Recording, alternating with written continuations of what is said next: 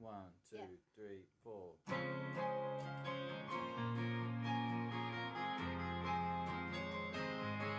Welcome back to another episode of the Immigrants and Exiles podcast, recorded at the Beachcomber Café in St. Kilda. This time, we hear Walter tell us about his enrolment at the Scuola Normale, an elite tertiary institution in Pisa. I remember going past the gates of the Scuola Normale when I was attending the rather ordinary University of Pisa, going through the gates and into the cafeteria and buying myself a plate of pasta and sitting there and eating it with all the upper class elite students. I started by asking Walter why he went to the university, that is, to the Scuola Normale in Pisa.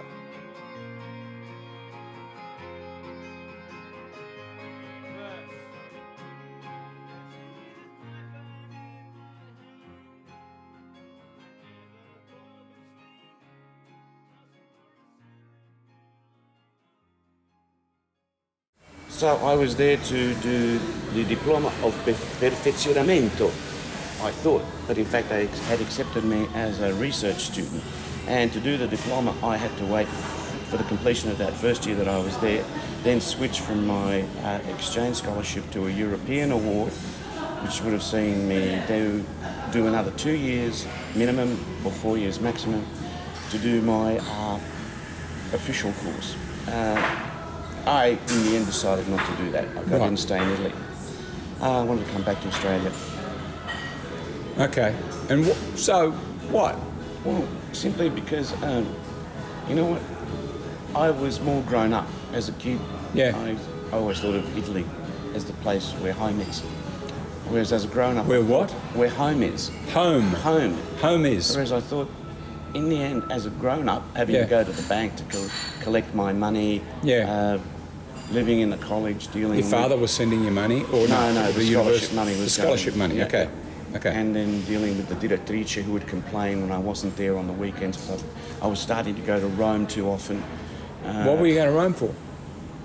I needed to escape that academic environment. So who were you going to see in Rome? Your family? Family. Your relatives, cousins and uncles and aunts? Staying in Ponte Mamolo. Okay.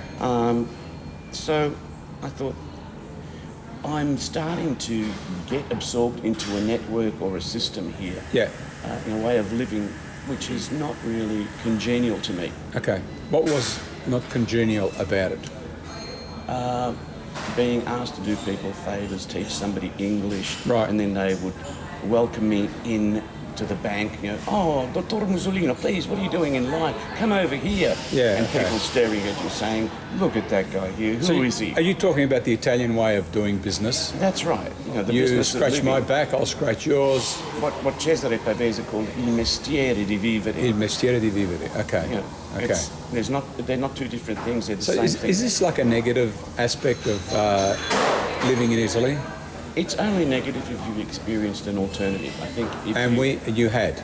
Yeah, well, Australia, you can live a more isolated existence and still get by. Okay. It's very hard to be isolated in Italy. Yes. So I thought, Rosemary also was here in Australia. Who is she? Who is she? Who is Rosemary, Walter? Our podcast listeners, they don't know. She stole my heart. I still haven't found it. Right. She keeps it in the freezer or buries it out the back in the garden. Okay. She occasionally gives it back to me. So you married her in the end? Yes, that's right. We had a secret engagement wasn't before in the I left. End. Yeah, not in the end. It was like Romeo and Juliet. Pretty early you married her. You were young. We met when we were 13 and hanging out together when we were 16. 10 years later, you married her. Yeah. I knew everything about her. Okay, so Rosemary could have lived in Italy with you, right? That's right. That was the idea. As soon as she finished her articles, she was going to work at the Australian Embassy. Okay, she was studying to be a lawyer. Yeah, she finished her degree, she had to do her articles. But I still remembered her wearing a white dress, a mini skirt, and in summer her brown skin was so memorable. So you were anxious to get back to Australia? For her. For her? For her, essentially. And my parents a little bit. Women do this to men, you know? I'm happy that they do. I'm very happy. They do this to men. I like to surrender to them. There's always a woman involved. When it's the right one who wants to look after you. When there are big decisions, when there are big shifts in men's lives, often they're related to a woman. Yeah. Okay, so that's why your academic career in Italy went... Well, I got suspended. That's the wrong noise. I've still got lots of scholarship money waiting for there. Who knows what's happened to it? After a year, I'd had enough. So you were there for a year, and that was it? That's right. Did you do any studying while you were there? Yeah, absolutely. I finished off my Masters. I was occasionally attending... Your Australian Masters? My Australian Masters. I was occasionally attending classes at the Scuola, but mostly working with a group of academics at the university in the Facoltà d'Italiano, because they were studying the same topics that I was studying. Right. And they were giving me very generous access to their manuscripts, books that obviously hadn't been published yet, Yeah. or arranging for appointments, as happened, for example, with Eugenio Montale, Yeah. while I was doing my thesis. Okay, so let me tell the listeners, Eugenio Montale was an Italian poet who won the Nobel Prize for Literature. Yes, In what year? 1980, I believe. 1980. Okay. He was married to Elsa Morante. No, that's Moravia. Oh, sorry, Alberto Moravia. No, Okay. he was married to a woman, I cannot... Dora, I think, was her Okay. first name. Okay. He always called her Mosca in his late So because poetry. you were doing a master's on him, Yeah, you, while living in Italy and studying supposedly at the Scuola Normale, that's right. you managed to finish off your Australian University of Melbourne master's degree That's right. on Montale. So as part of that, you went to Rome. Was it in Rome? Where did he live? No, he lived in Milano. He lived in Milano. Numero Okay. 21 You've got to via correct me Vigli. when I get things wrong. So you went to visit him in Milano. Okay, in Milan. Go. Tell me about that visit. Well, it was set up by Professor Silvio Guarnieri in Pisa. Okay. And he said, please, Mussolino, don't ask too many questions. You know, he's not a young man anymore. Yeah. So I went there. The porter at the desk didn't want to let me up because he kept looking me up and down. I probably looked like a Red Brigade's. You didn't look genuine, Walter. That's right. I had a little sort of goatee and longer hair. Yeah.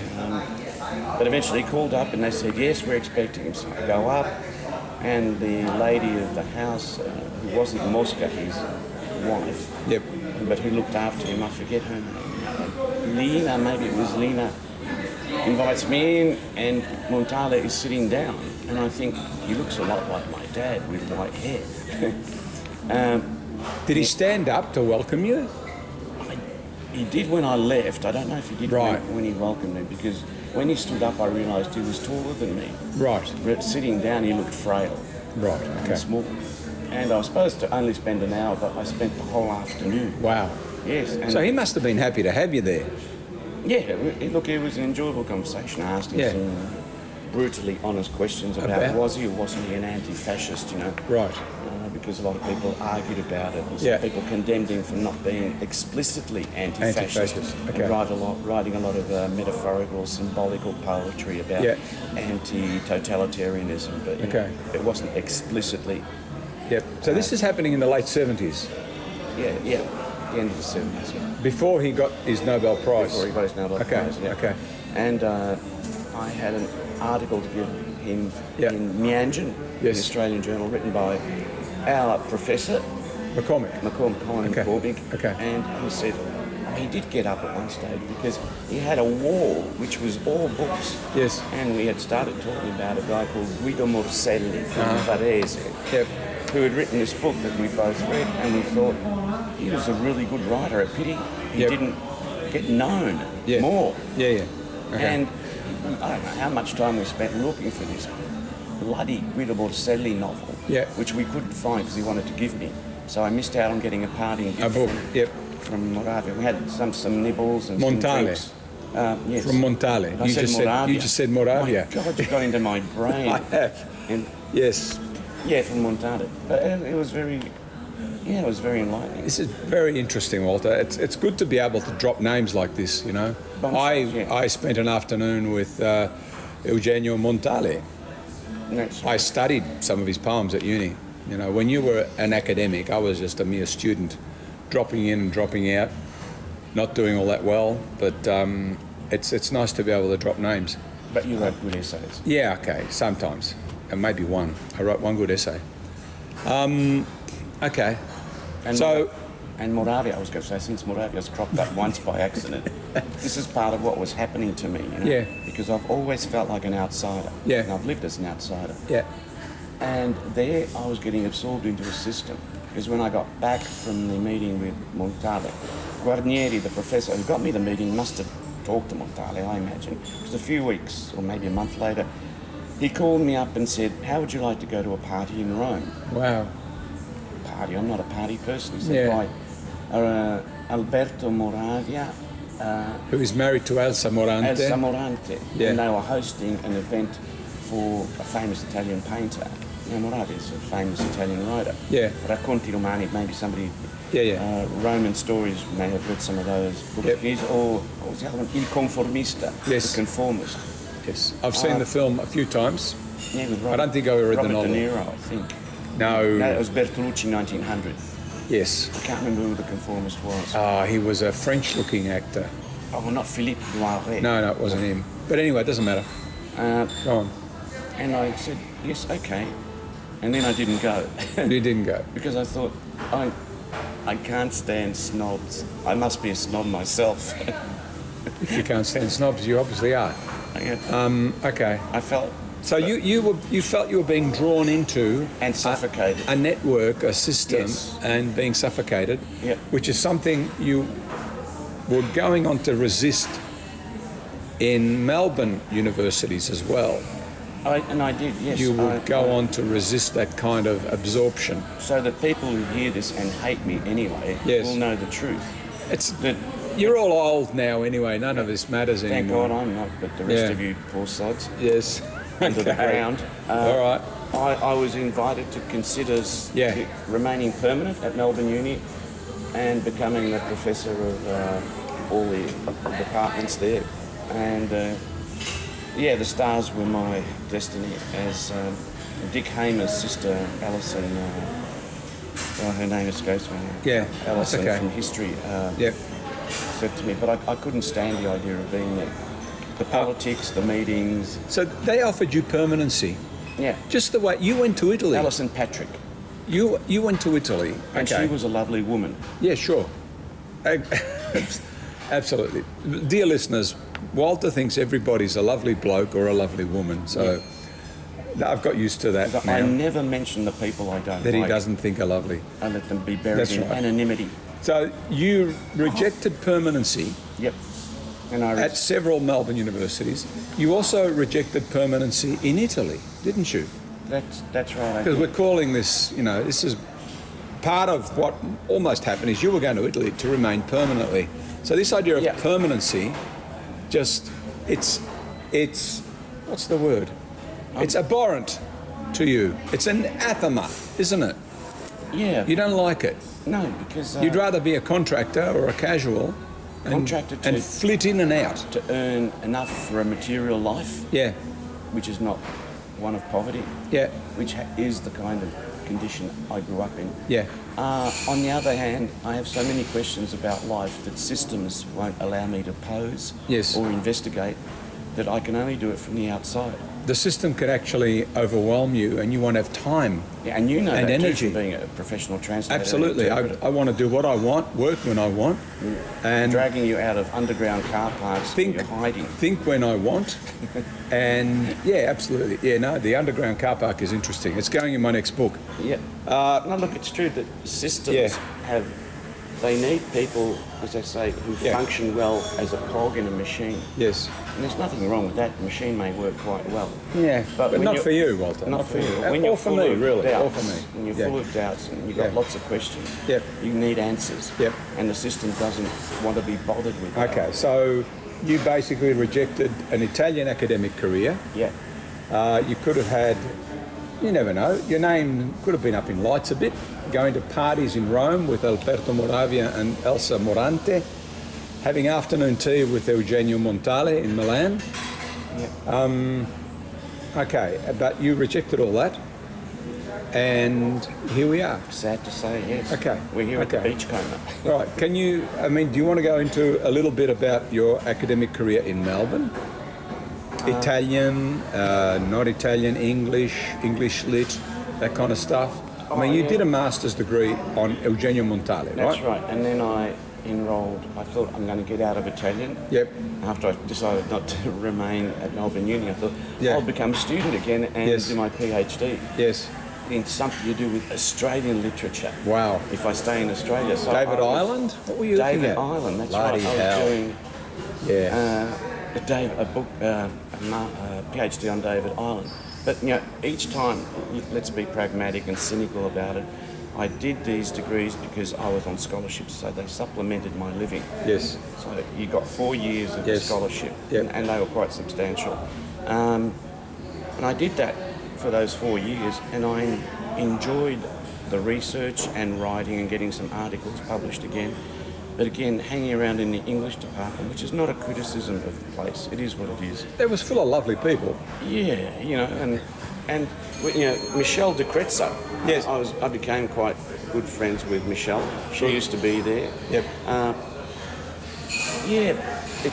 But I think departments of university, unless they're working in hard sciences or something like that, Yes.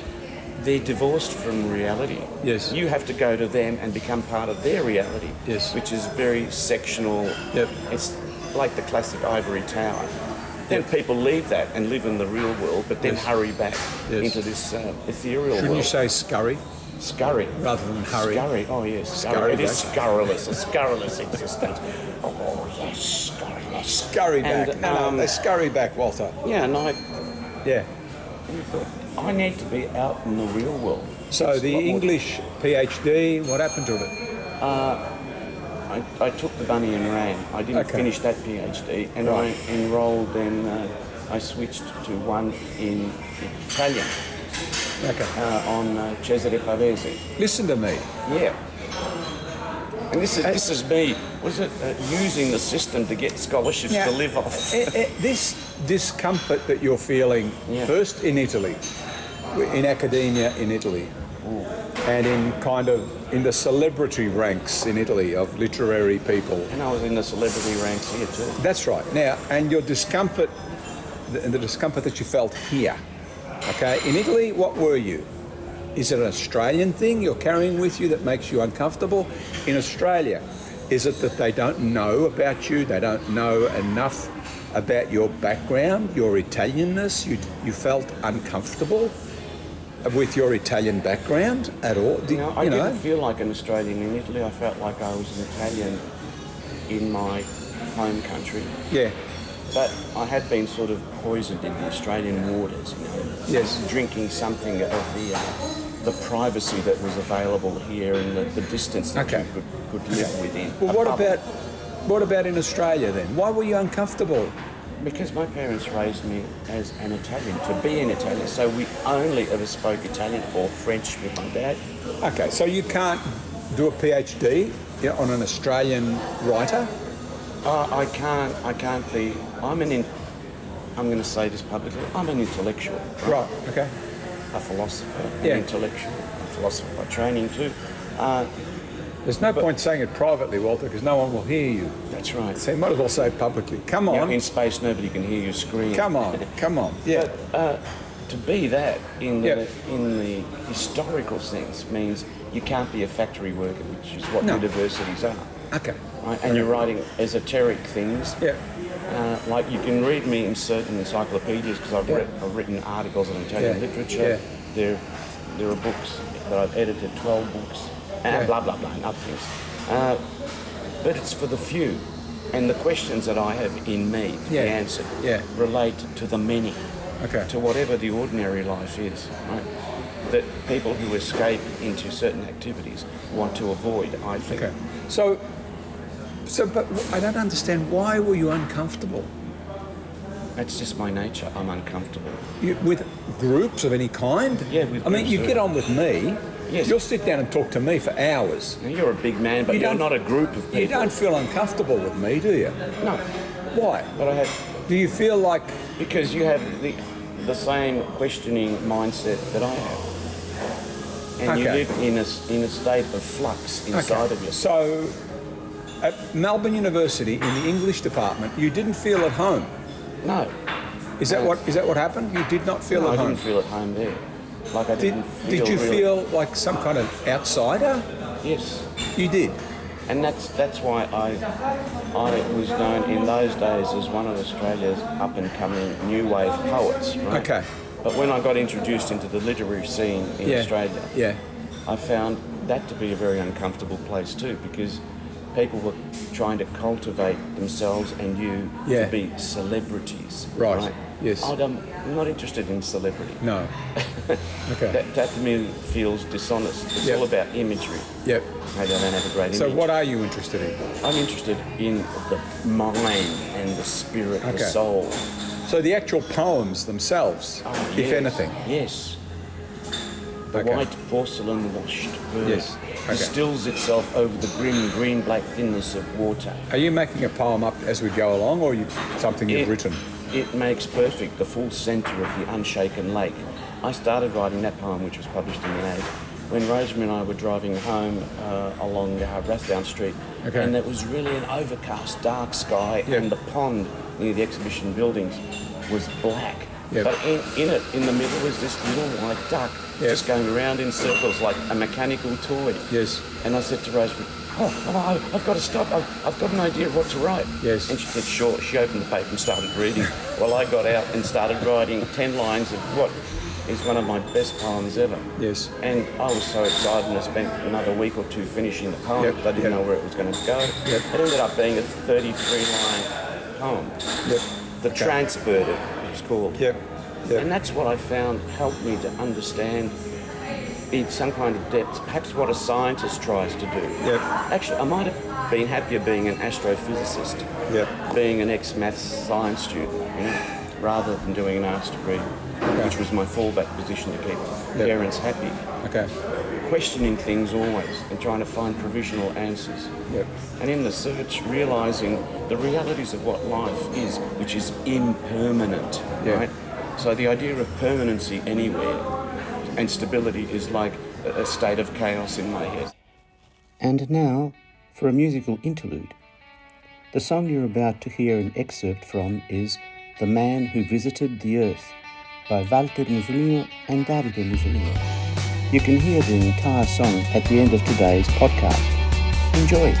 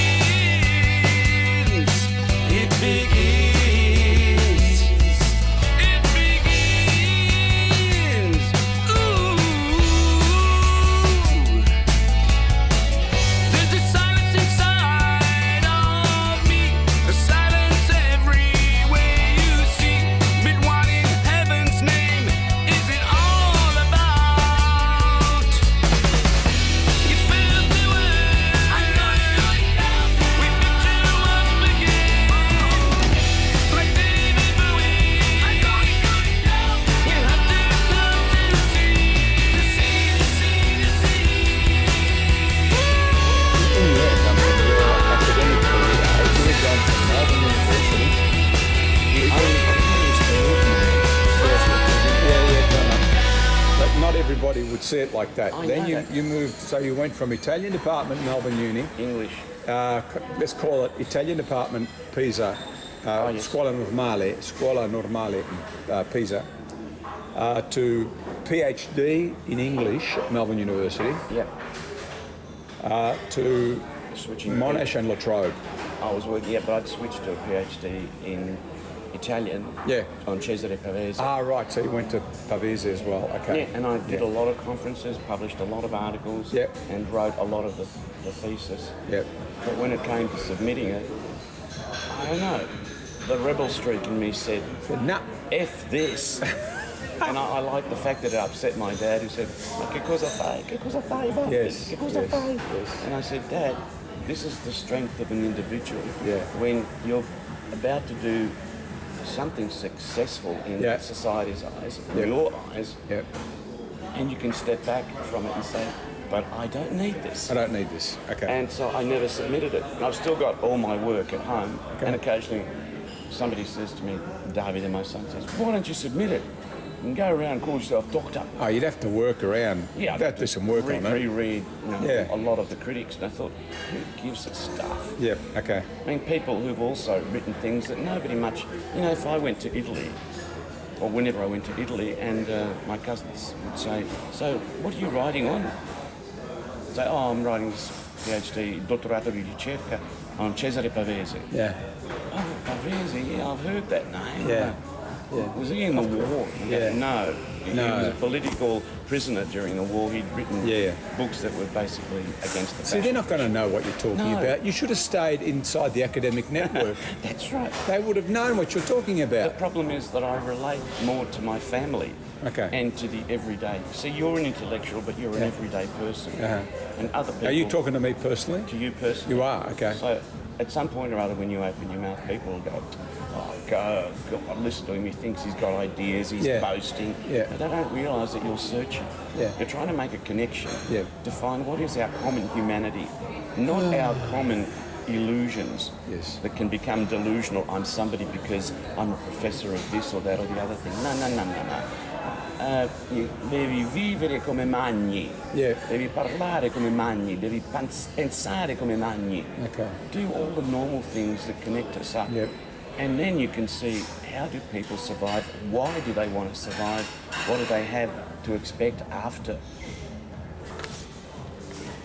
Okay, Walter, let's just go back to your time at the Scuola Normale in Italy and other times, maybe, that you've been in Italy. What was ordinary life like in Italy for you? That's a great question, because I actually wanted to say something about what was distressing at times about living in an academic town. And, the Italians who went to the Scuola were snobby, privileged, because you were looked after you. Even your laundry was done. And you got some great meals. But they were sycophantic and silly. They were looking to become careerists, right?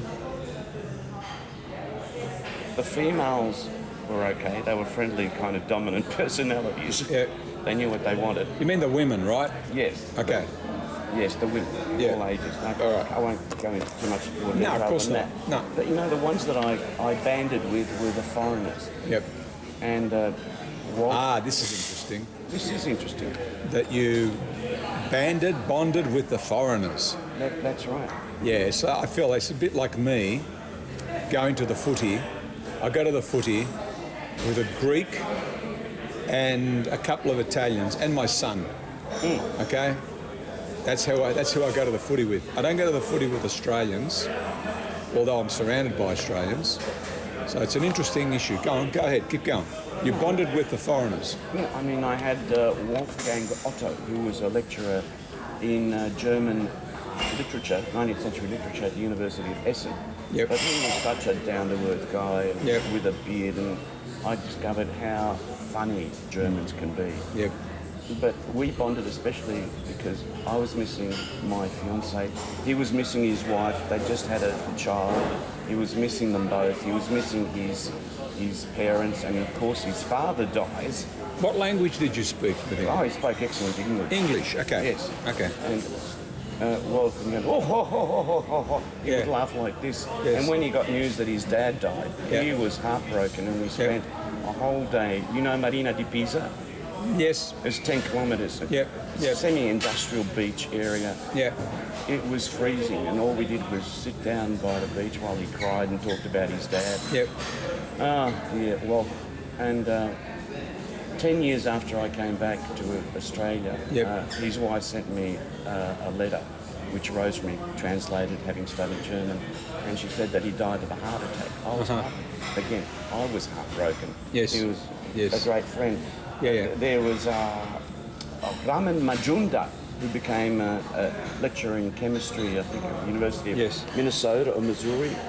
We were constantly going on walks together.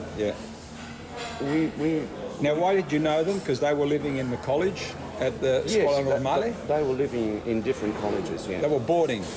They were also boarders, like you. Walt was, Ram and Majunda had a room somewhere else. There was a big Indian community there. Okay. He'd been a youth international cricketer for India until he got a cricket ball in the eye. But anyway, we would talk about all these things like cricket. We would talk about missing families. Betsy Barker, the English lady who tried to bed me. She was great. She tried to what? To bed me. She had 4 sons in England. She was married to a lord. And she came up to my room one weekend when I was stuck in Pisa. Yeah. And we were chatting about life. And she said, I need to go to bed with you. And I thought, no, I feel fine. Why do you not feel fine? Yep. No, basically say, no, I'm promised to somebody else. Yes. So that never happened. Okay. There was La Biondina Triestina. I don't even remember how I met her. But she was a foreigner in the sense that her parents lived in Livorno. Her father had something to do with the NATO naval base there. Yeah. And they were from Trieste, but she was studying agricultural science or something like that in Pisa. And we used to go for long walks. And I started to feel romantically inclined towards her. Yeah. And when she invited me for Sunday lunch one day, I And said, her parents? Yes. I thought, no can do. No. And I escaped to Rome because she was basically a blonde version of the woman I married here, Rosemary. Yes. And I thought, no, I've got what I need in Australia. So you ghosted her. That's what happens these days. It's what it's called. Ghosted. Ghosted. You stop answering their text messages, you delete them, you block them. I didn't have to do all of that. You basically ignored her. No, I didn't. You didn't. So you explained why you didn't turn up for lunch. No, I just said I couldn't come, and you could see that she realised that was an end point. That was ghosting, Walter. Okay, you ghosted her. All right. Sounds like I've done something wrong. No. Ghosting is quite common these days. She was a lovely girl, and I had feelings for her, but I had more feelings for Rosemary. Yeah. Okay. Yeah. You know what? I'll tell you something, okay? What you've said in the last few minutes Tell me. says something about the people and the situations you instinctively gravitate towards. Other outsiders, especially the man Wolfgang Otto, and the Indian guy, Raman, the English woman. Betsy. These are outsiders in Italy, aren't they? Yeah. The blonde-haired woman, where's she Blonde from? girl, she was from Trieste. She was from Trieste. Italian, but living in Tuscany and studying. Okay. Well, she kind of was an outsider, I suppose. Yeah. But these are the people that you feel... You were getting emotional about this as you were talking now. Yeah. Right? I had a connection with them. You had a connection with them. It's like me going to the football with an Italian and a Greek. Okay? That's how I see it. Yeah. All right. So after ghosting the blonde girl, who were the other outsiders that you... There was Milka Stanojevic, who was a neuroscientist, quite an attractive lady, but she lost me one day when she explained dispassionately that she would accept cats from a man called Mantovani in Milan when she was studying there. Cats, which she would then, whose spinal columns she would expose while the cat was alive, and put little electrodes to the cat, and study how electrical impulses would make the cat's legs move or make them jump up just to see how they could land on a hard surface. Go on. And, so the cats, she experimented on live cats. And she looked at me when I was upset. She said, "What's wrong?" And I said, "That sounds terrible." She said, "But we're just pursuing science." Yes. And I thought, okay, I've reached a point where I can't really relate to you now. Yeah, okay. But she was a good person, not a problem. Yeah. American military. Yes. They often came around and would invite a group of us to go for parties, social events. Yep. But I didn't trust them. Yeah. Because often at the bottom of the college where I stayed, an American military vehicle would arrive. Yep. The driver would get out. Some American officer would then go into a building, and that car would stay there until the American officer came back. And I thought, I'm in the middle of a spy thriller here. Yes. I don't trust the military. No. So I didn't want to go to the American base there in Livorno. Yeah. But Okay. I related to them and the idea of them, as foreigners in Italy too. Yep. I was curious. Yes. And you know what? I found the Italian servicemen who wandered like ghosts, we were talking about ghosting before, who wandered like lost souls around the station in Pisa. Yep. And would often follow some of the transvestites who worked there. Yep. And be calling out, "Wey, dove vai? Vieni qui, ragazzina." Yeah. And I would look at them and think, I'm a bit like them, I'm a lost soul too, Okay. But I never got to meet any. But yeah, it's something about people who seem to be living on the outskirts or in the shadows or something. They're more interesting, aren't they? Yes, I feel that's what I'm made up of. Yeah. Shadows and uncertainties and the desire to be other than I am in my appearance, Yeah. You know, talking of Piazza dei Cavalieri and Conte Ugolino, I was going to university in Pisa, getting off the train at San Rossore, the station just outside the walls. So you get off that station before Pisa Centrale. I get off there, walk through the archways into Piazza dei Miracoli. Was that from Porta Luca? I don't know. Because Porta Luca was, if you face the Piazza dei Miracoli, it was on the left. Did you come from on the left? No, I just see it was going straight down into Piazza dei Miracoli, walking alongside that big lawn, and then turning right. I don't know, is that Piazza, what is it? Santa, that goes all the way up over the river to the station, to Pisa Centrale. Piazza Garibaldi. No, the piazza, the strada. Corso Italia. Corso Italia, that's it. Up Corso Italia, through Piazza dei Cavalieri. Yeah. Right, there's probably another archway there and a piece of wall or something.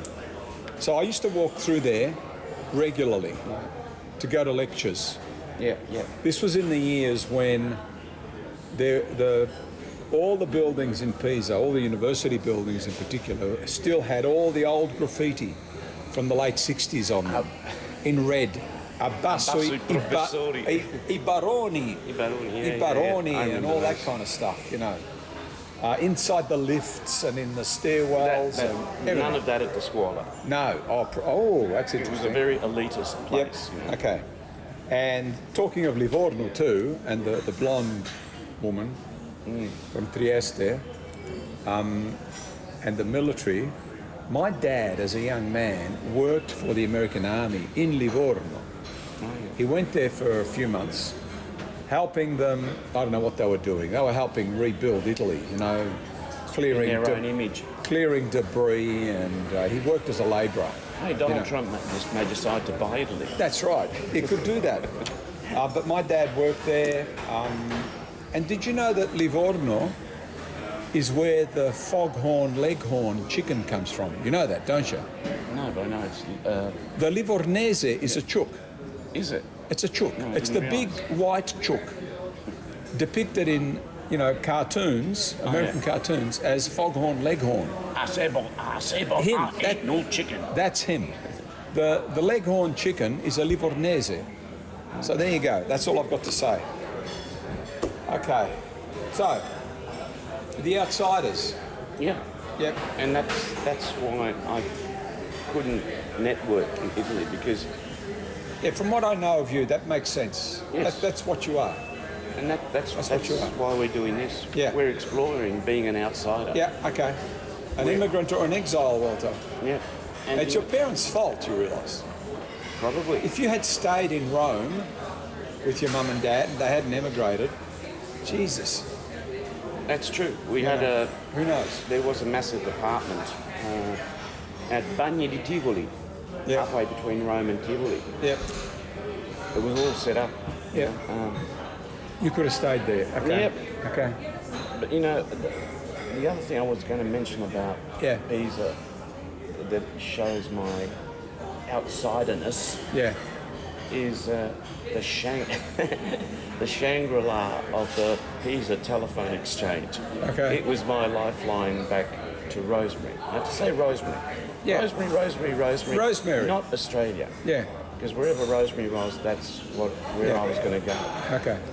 So I suffered from a kind of dreamers or castaways disease, right? Yes. Except that I had a lifeline. So I would go to the telephone exchange and book a weekly 1-hour telephone call. Okay, let me just put this into context before you go any further. This is 1970 what? 7? 8? 8. No mobile phones. No internet. No internet. So no Zoom, no FaceTime, no emails, no nothing. You've got to go to a phone that's got a receiver connected with a cable to a box. There's a slot for coins or tokens. When you accept the call. That's right. You book the cabin, the phone, for a particular time of day, particular amount of time or something, and you have money or an account, and you call Rosemary. Yeah. Right? But apart from the call. And where was the exchange? Can you remember in Pisa? Where was it? Well, the main, if you came out of the station, it was way to the right. Pisa Centrale. Yes, Pisa Centrale. Okay, right. so you step out. There's a big roundabout. There's a big roundabout in front. Yeah. So over on the right is the okay. But just behind the river. Yep. Okay. And this was the way that people made international calls often, right? That's right. You could go there and use one of these phones and pay for the call. All right. Okay. So. Yeah. But no, we didn't just make phone calls. We wrote love letters. Yep.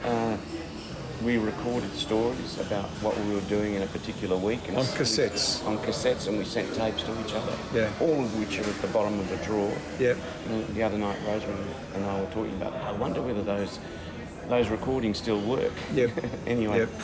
And when I came back, Rosemary's dad offered to pay $5,000, and I said, Mick or Pop. Yeah. He said, no, we have to go halves at least. Yes. Okay. For the phone calls that you'd made. Yes, for the phone calls. Because you had spent the money already, right. Okay. Yeah. Okay. Yeah. No, so yeah, I was living. There's a darkness in me, and Rosemary was the light, as is still true now. Yeah. So, and you called it a Shangri-La.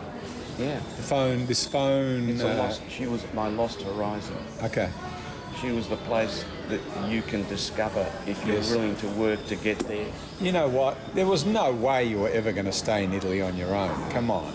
And there was no way that I could be a career academic. But. Do you need anything? Not for now. No, we're fine. Actually, could I have another cappuccino? Yeah. Thank you. Yeah. Are you going to have a cappuccino? No. Could I have just another glass of warm water, please? Warm? Yes. I know. Difficult. Thank you. Thank you. No, because you had plans, didn't you? Tentative plans for Rosemary to join you on your brilliant career in Italy. They were quite solid plans. She was going to. She had a position lined up, or we had a position lined up in the Australian Embassy. Yep. In the legal department. Yeah. Okay. Yeah, and she would have come over. Again, we were talking about this the other night, because she felt a connection to me. Heathcliff and Kathy Linton. Was that her name? I can never. I think so. Yeah. Not aware of her name. I think that was when she married somebody else. And what was his surname? Oh, Heathcliff. I only knows Heathcliff. Same here. As Heathcliff. He would have taken the name of the people who adopted him, I think, because he was adopted, right? Fostered. They found him in the street. Yeah, Heathcliff. Yeah, okay. Home is where the heart is. Yeah. It is. If my parents had moved back, that would have been, as it were, in inverted commas, perfect. Yep. And I would have stayed in Italy. Wouldn't have missed Australia at all. No. But, yeah, I'm always about the people. Yeah. Well, look, in any case, it gets to a point in your life where that's all that's important. That's all that's left. No, I beg to disagree. The people, the people. I beg your honour to disagree. Go ahead. It's not all that's left, because we're proving that what we're doing here is more of what there is. And me and the music is more of what there is. You and writing books is more of what there is. It's just that we use the people to make art. Sure. But you're not going anywhere where there aren't your people now. Oh, well, I'm going to take the music to Italy, which is why I was there recently. Okay. That's why we were with the bloody Italian label until COVID happened on the scene. Yeah. Because we were supposed to go and play over there. Yeah, no, I just think that, you know, a lot of these kinds of discussions that we have are when you're in your 30s, your 40s even, you can speculate and talk about this and that, and could you have gone back to Italy to live, and why didn't you, and you should have, and you get to the point where it's just too late. And even though I intend to spend there's still a yearning in Italy. Okay, I'll come and visit you. Absolutely. Well, you'll probably have to come back. I'll meet all your lovely people too. Well, you see, because I've got the lovely people there waiting. You have got the lovely. My cousin Giancarlo spends half his time in Milan because his wife's got a job promotion. Yeah. His kids, Rosemary's relatives in the Abruzzo. That's fine. But then I think, you know, now you get to the point where your children are grown up, they're starting to have children, they've got children, so you've got grandchildren. Forget about it. You know, just forget about it. I'm just not like that, Moreno. Yeah, I don't know. Yeah, go on. Okay. You're doing Freudian projection or transference. Am I? Okay. I can see that. I can see. No, I've seen it happen to people. You know, I've seen that happen. You just got to forget about it. It was okay in your 30s and 40s maybe, but after that, you know. There's a lot of your mother in you. Yes. All right.